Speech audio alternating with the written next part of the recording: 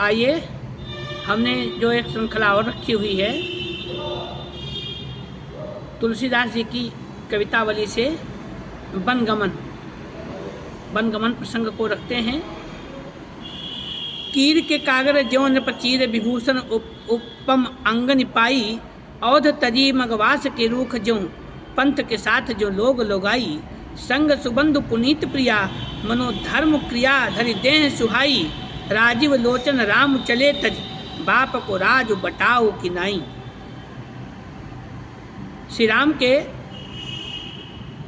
अंगों ने राजोचित वस्त्रों और अलंकारों का त्याग कर वहीं शोभा पाई जो सुग्गा अपने पंखों को त्याग कर पाता है। अयोध्या को मार्ग निवास चट्टी के वृक्षों और वहाँ के स्त्री पुरुषों को रास्ते के साथियों के समान त्याग दिया। साथ में सुंदर भाई और पवित्र प्रिया ऐसे मालूम होते हैं मानो धर्म और प्रिया सुंदर देह धारण किए हुए हों। कमल नयन श्री रामचंद्र जी अपने पिता का राज बटोही की तरह छोड़कर चल दिए। जैसे यात्री चल देता है, मार्ग में रुकता है फिर चल देता है, कोई मोह नहीं।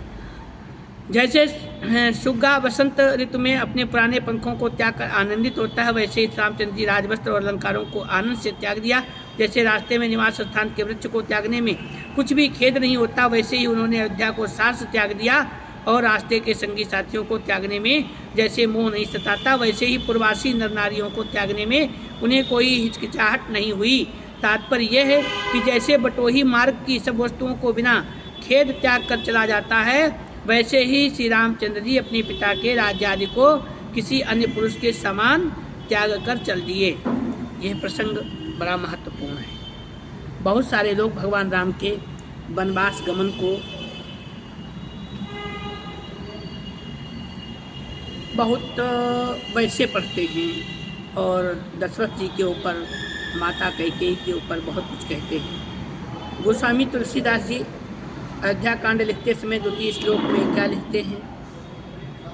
प्रसन्नताम जानगताभिषेक तथा न ममले वनवास दुखिता। न उनको अपने अभिषेक होने की प्रसन्नता थी और न वनवास जाते समय का दुख हुआ। फिर केवल कथावाचक लोग, भक्त लोग केवल अपने मन के आनंद, अपनी प्रसन्नता के लिए भगवान के कौतुक को सुनते हैं और दुखी होते हैं भगवान के साथ कि भगवान वनवास चले गए। अगर वनवास न जाते तो हम लोगों का भी उद्धार कैसे होता? तो बहुत ऋषि मुनियों का उद्धार कैसे होता? धर्म का संस्थापन कैसे होता? यहाँ पे भगवान को जरा सा भी वनवास जाने का दुख नहीं है।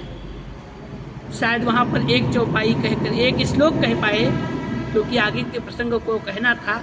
इसलिए अयोध्या कांड के द्वितीय श्लोक आरंभ के द्वितीय श्लोक में ही उन्होंने कह दिया, प्रसन्नताम या नगताभिषेक तथा न ममले वनवास दुखिता। न उनको प्रसन्नता है और ना ही उनको दुख है। अभिषेक होने की प्रसन्नता नहीं, वनवास होने का दुख नहीं। अब आते हैं इसी की दूसरी कड़ी में।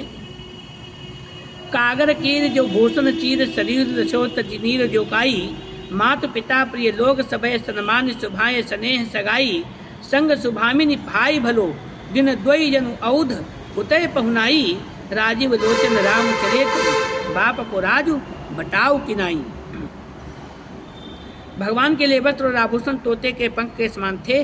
उन्हें त्याग देने पर उनका शरीर ऐसा सुशोभित हुआ जैसे काई को हटाने पर जल।